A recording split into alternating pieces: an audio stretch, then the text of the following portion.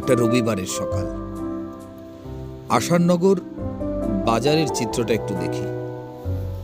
গ্রামের বাজার কেমন হয়, হাট কেমন, সবকিছুই খুঁজে পাবো এই ভিডিওটাতে। তাই আজকে সামান্য ভয়েস ওভার করতে করতে বাজারটাকে ঘুরিয়ে দেখাবো আমাদের রবিবারের হাটে কি কি পাওয়া যায়।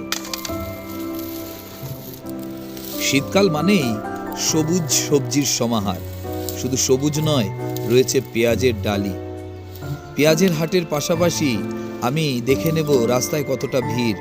ফুলকপি, বাঁধাকপি, পালং শাক, সঙ্গে ক্যাপসিকাম, লাল টমেটো, বিনস, পাইকারি দরে আদা, বেগুন, সব কিছু এই হাটে বিক্রি হয়। হাটে ভিড় করেন সমস্ত ব্যবসায়ীরা। তারা চাষিদের কাছ থেকে নির্দিষ্ট দামে মাল কিনে তারা আবার বিকেলবেলায় হাটে বসে সেগুলোকে বিক্রি করে। অর্থাৎ টোটাল প্রসেসটা একটা সারা দিন ভর চলে। আমাদের এই আসাননগর বাজারে প্রত্যেক রবিবার আর বুধবার হাট বসে। এই হাটের ভেতরের একজনের চিত্র দেখায়। কত বড় বড় মেটে আলু, সে হাতির দাঁতের মতো লম্বা, তার সঙ্গে ঘট কচু, মানে যেটাকে আমরা মান কচু বলে থাকি। আর এই ব্যস্ত দোকানদার সবাইকে মাল দিতে ব্যস্ত। পেঁয়াজকালি থেকে শুরু করে কাঁচা লঙ্কা, কাঁচা টমেটো। আগে তো প্রচুর পাকা টমেটো পাওয়া যেত, কিন্তু ইদানিং কাঁচা টমেটোর ডিমান্ড অনেকটা বেড়ে গেছে। আমাকে একবার বলেছিল যে কিছুটা পেঁয়াজকালি দিয়ে। আমি বললাম না, শশা দিতে পারো। শশা নিলাম। ঠান্ডায় শশা খাওয়াটা অতটা যুক্তিযুক্ত আছে কিনা জানি না। এরপরে অন্যান্য দোকানদারদেরকে দেখছি তারা খরিদ্দারের সঙ্গে দরদাম, সেই সঙ্গে বেচা কেনা সব কিছু একসাথে চালিয়ে যাচ্ছে। আর শীতকালের টাটকা গাজর, সে দেখতে আরো মনোরম। আর এই যে আরেকজনকে দেখছি, এ শুধু শাক নিয়েই বসে। পালং, বেথুয়ার শাক, লাল শাক, ছোলার শাক, পুঁই মেচড়ি, সব কিছু পাওয়া যায়।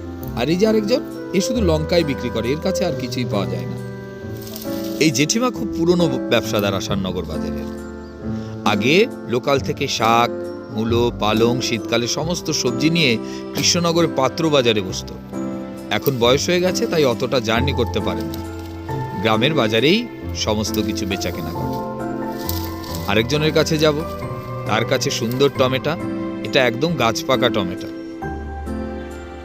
এই হচ্ছে আমাদের বাপ্পা, আর এইদিকে বাপি। বাপির কাছে টাটকা সবজি আজকে অনেক। তো আমি বাপিকে যখন জিজ্ঞাসা করলাম যে কি কি সবজি আছে বাপি, তো বললো এই আছে। তো আমি আবার মজা করে বললাম, তুমি সবজির নাম জানো না? তো বলছে সবজি তো অনেক আছে, কিন্তু প্রফিট নেই, আমদানি বেশি, তাই বিক্রি কম। আমি বলছি আসলে তা নয়, বিক্রি তুমি যত বেশি আমদানি করবে, বিক্রিও তত বেশিই হবে। এই বাপির কাছ থেকে কিছু। এইবার প্রবেশ করব মাছের বাজার।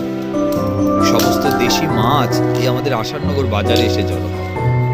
তেলাপিয়া, চিংড়ি, বড় বড় রুই, সবকিছুই থাকে সবার ডালিতে। এইদিকে বাটা পোনা, রুই পোনা।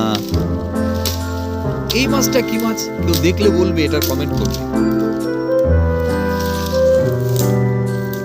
এভাবে মাছের বাজার ঘুরতে ঘুরতে সবাইকে দেখিয়ে তারপর আমি কিনে নিয়েছিলাম কিছু শিং মাছ। এই আমার জন্য বাছা হচ্ছে শিং মাছ।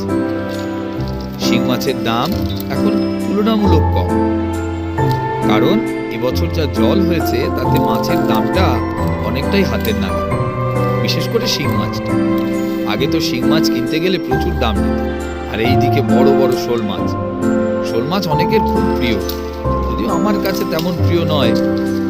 তো ও আবার শোল মাছের দাম বলছে কেজিতে নয়, শয়ে।